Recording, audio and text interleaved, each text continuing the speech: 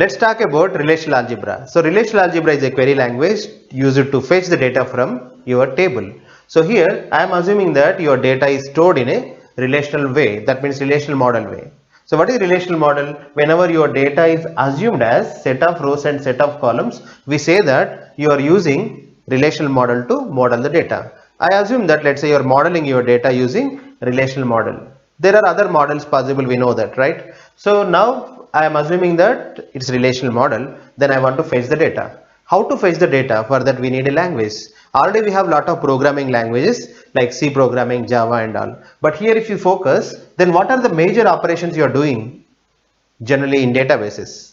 So we want to fetch the data. That means we want to retrieve the data and we want to insert the data and we want to update the data, right? So finally we want to see the data sometimes and we want to update and insert and search, correct? So these are the basic operations and these are the only operations we do, right? So to do that, most of the time we are fetching the data, right? So your language should be sophisticated and customized to that operations effectively, correct? So that's why different programming languages are introduced. One is SQL, right? Structured query language is suitable for this kind of thing. Example, why SQL I will tell you, and what is the major, the crux of SQL I will tell you. Example, you have a table.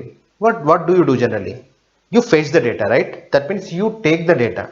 So for that, generally in structured query language, there will be instructions that will be like, asking questions. So your structured query language is designed such a way that it will have lot of questions. We have to pick up the right question. Example, I will tell you have data, like it is student data.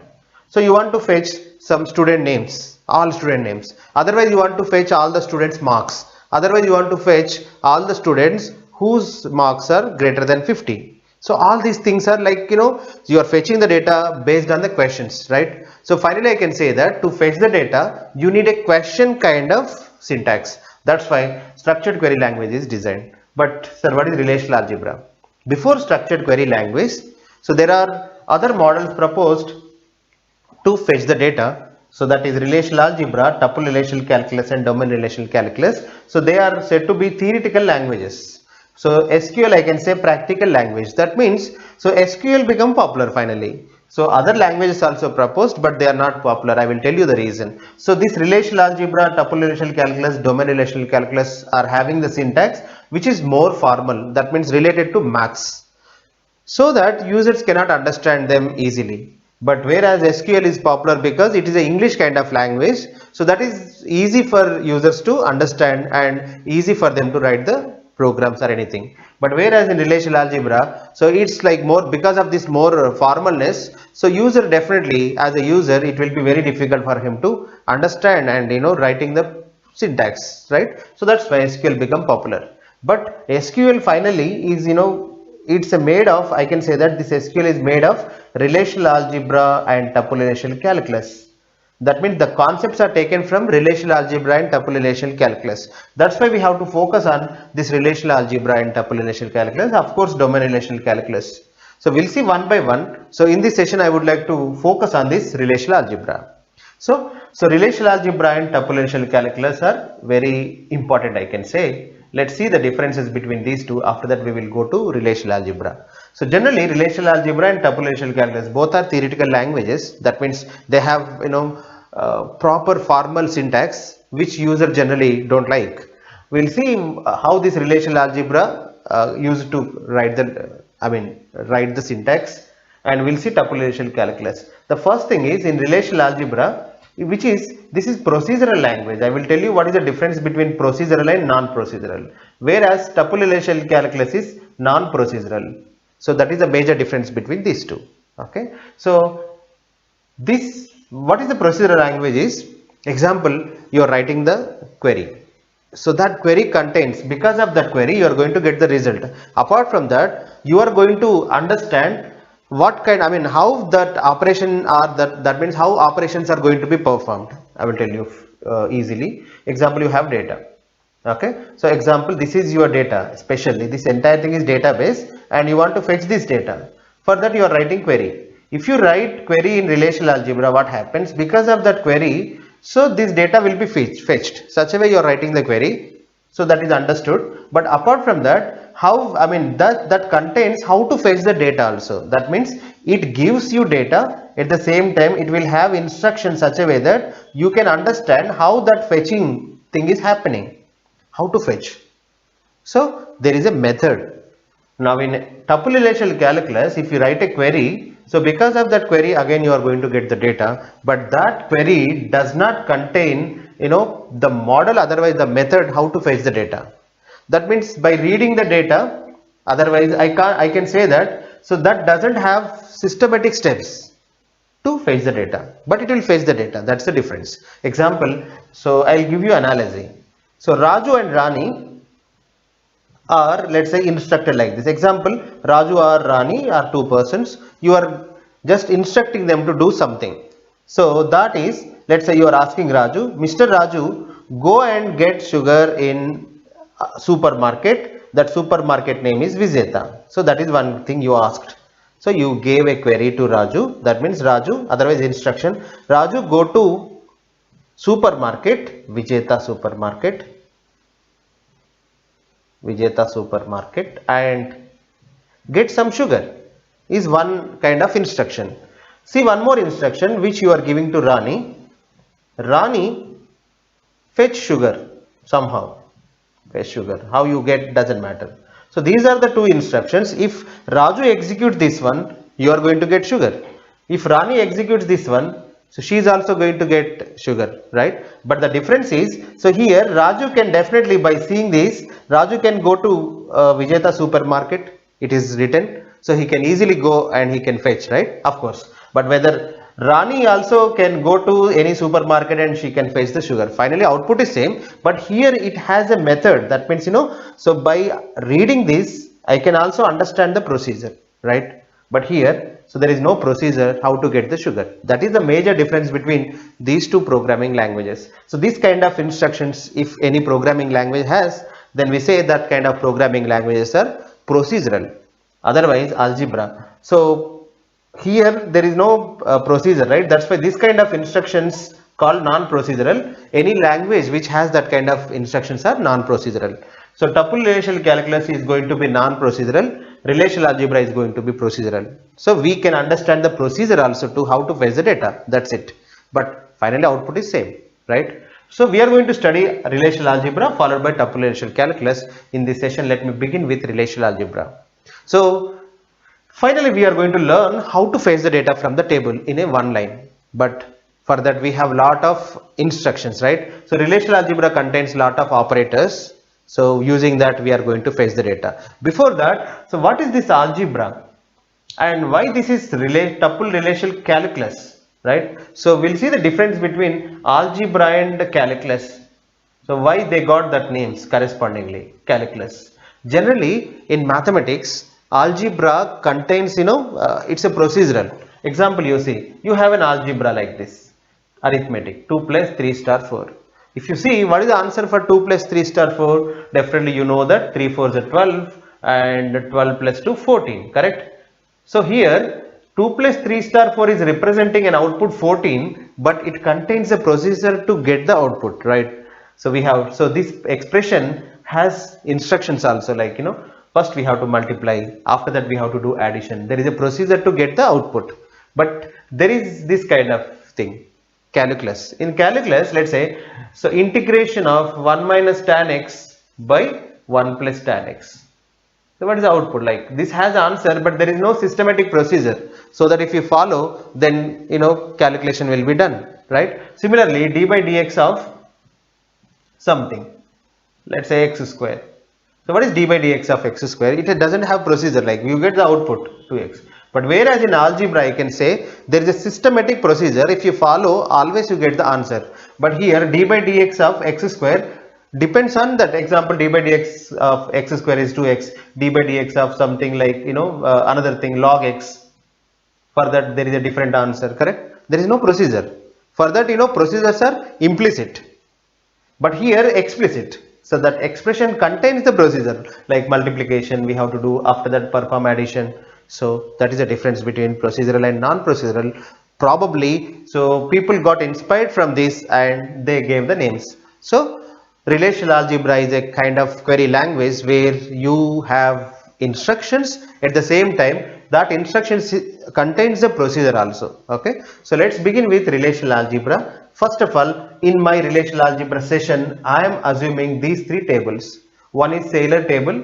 It's a collection of sailors. So each sailor will have sailor ID and sailor name, rating, age. Some of the columns I am using. So because the duty of sailors is nothing but sailing the boats, that's why, so performance matters for them. Based on that, they might get promotions and all. That's why I am using rating field. And age also important sometimes, because if any person, any sailor's age is 70 or something, so he's not going to, do the, his performance may not be good, and based on that, they will give some easy boats, not difficult boats, in that way.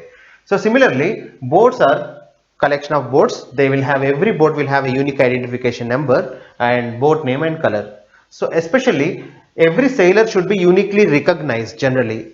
When it comes to databases, whenever you have a table, so it will, I can say that this table contains some entities. Like this table is talking about information of sailors, right? So sailor is an entity, so we are giving some properties. So in this table you are talking about sailor, in this table you are talking about boats, in this table reserves, I will come to that. Before that, in sailors and boats, somehow you should uniquely represent the data. That means every data should be uniquely recognized. Example, you have sailors. Let's say that sailors are Raju and Rani. If you don't have SID, then what can happen is there can be multiple Rajus. Then you can't understand Raju. Whenever you see two information like Raju's information, there might be two different people. Then you can't uniquely differentiate who is that Raju and who is this Raju, right? That's why we use a field called student ID, sailor ID. So this sailor ID is going to differentiate each and every sailor. So based on that, if you can differentiate them, probably you can give them performance bonus. Sometimes based on their ratings, you can give this something promotion or something. Everything is possible if you can uniquely separate the rows. Otherwise it will be confusing always.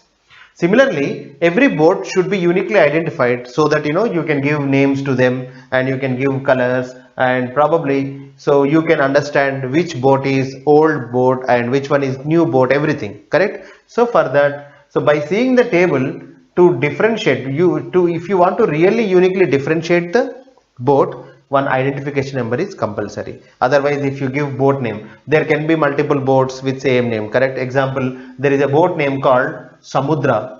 Okay, so there can be multiple boats with same name Samudra.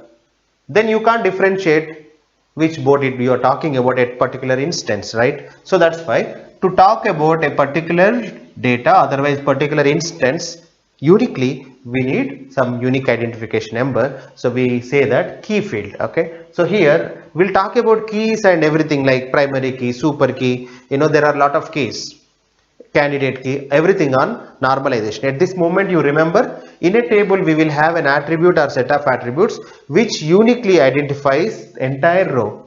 Okay, so for that we use an attribute that is called key attribute. Let's define key attribute here. SID is the key attribute which is going to uniquely differentiate a particular tuple, right? So in boats, to uniquely identify rows, we are using boat ID field. Similarly, in reserves table, so what is reserves, sir? So reserves is going to represent the reservation information. Example, on particular day, let's say today date is 9. So 9/8/2016, on that day, let's say one particular person took a boat for sailing. Maybe he is taking it for rent or anything. We don't know the reason. Depends on the situation. So let's say student sailor ID 1 is reserving a boat 007. He want to reserve. For that we have to note it, correct? What happens sometimes, if you don't remember this data, probably what can happen, he may take that boat and he may not give back, right? That's why every sailor, whenever he reserves a boat, I will record it. So 1007 on particular day. So on particular day he can take, so only, he can take multiple boats. Okay, now sir, what is key here? How do you different, how can you say that here SID BID day combination should be key? I will tell you.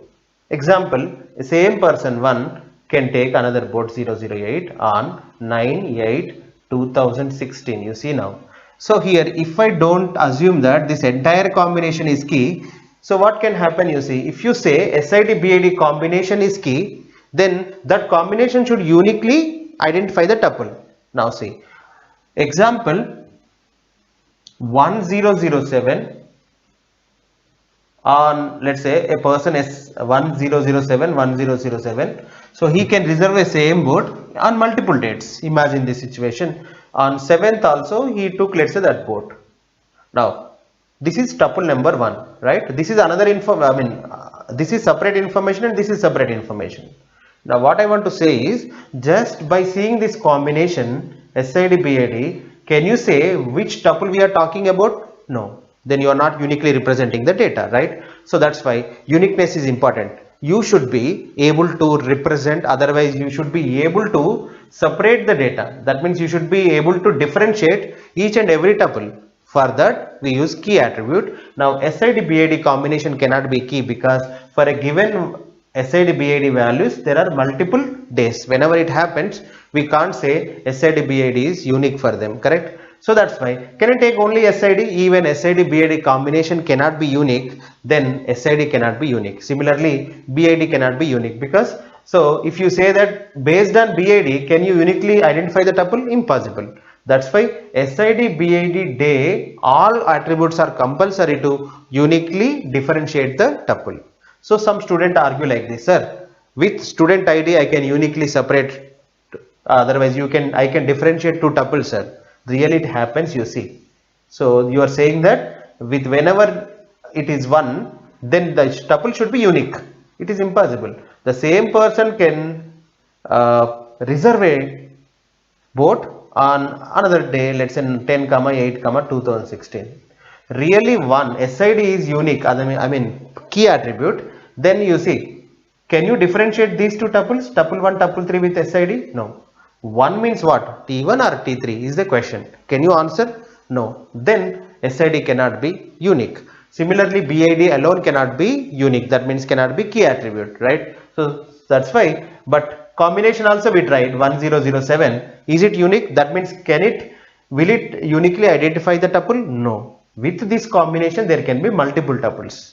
So finally, key attribute is a combination which should be unique for a particular tuple. That's why. Now you see, if I take SID BID day as a unique, I mean key attribute, what happens? 1007, let's say 9/8/2016. Now if I change it, otherwise if I change anything here like 1008 something 9/8/2016, it is giving a different information. Now try to repeat it. When I repeat the same thing here one more time, 1007 9/8/2016, so it is the same information, correct? That means what? This combination is uniquely represent one information. Every tuple is information for me. So here this combination is unique. That means it is only giving one unique information. But here, whereas if I take SID BID as key attribute, is it uniquely representing one information? No, right? And one more question people ask, sir, this is tuple number 1, this is tuple number 2, correct? You said given SID BID day combination there should be one tuple, but you see for this 1007 9/8/2016 combination there are two tuples. So how it is possible? That's why, so according to the principle of relational algebra, we never repeat the data. So you are repeating the data, right? So we should not repeat same tuple 2 times. That is a fundamental thing in relational model. That means relational model, in a relational model, this, if I say every tuple is an element, it is a set, remember. So relational model, if you have relational model, and that table should not contain duplicates. So every tuple should be different. So why? Because according to the relational model, so relational model is a set. Set cannot contain duplicates. Similarly, these tuples cannot contain duplicates. That means when you write 1007 9/8/2016, that represents, let's say, element number 1. If you repeat it again, then you are repeating element 1 again. In a set, you can't repeat an element again, right? Simple set. I'm not talking about multi-set. In multi-set, we can repeat. So but in simple set you cannot. That's why relational model is nothing but a simple set. That's why this tuple cannot be repeated. Okay, so I am going to do this for entire relational algebra. In entire relational algebra, your table cannot contain duplicate tuples. Okay, yeah. Now this is a story about key attribute. Now I am using three tables: sailors, boats and reserves, and we are going to write various kind of questions or queries using relational algebra. So relational algebra is a query language. It will have some syntax you should learn, but I am going to teach you this relational algebra syntax slowly. That means first of all I introduce basic operators. After that we write some queries and we try to fetch the data. Sometimes what happens, for that limited operators what I am going to give you initially, with that you can't write sophisticated queries. Sometimes you can't fetch the data as you wish. So what I do then, I extend the operator. That means I will give you some more operators. So it will go like this. This is your relational algebra. What is relational algebra? Relational algebra is nothing but a query language. It will have some operators. So that operators, let's say you have 10 or 15 operators, just assumption. First I give you 3 operators. Try to write queries with that operators. I will teach you how to write queries with that operators. What is the purpose of writing query? To fetch the data. After some time what happens, with that 3 or 4 operators whatever I initially give you, with that you can't write all the queries. Then what I do, then I extend. I will give you some more operators and I'll explain them to you, and I will explain you what is the use of that operators. Slowly in that way we improve and finally we learn all the operators, so that you can easily remember why a particular operator is really required. Understand?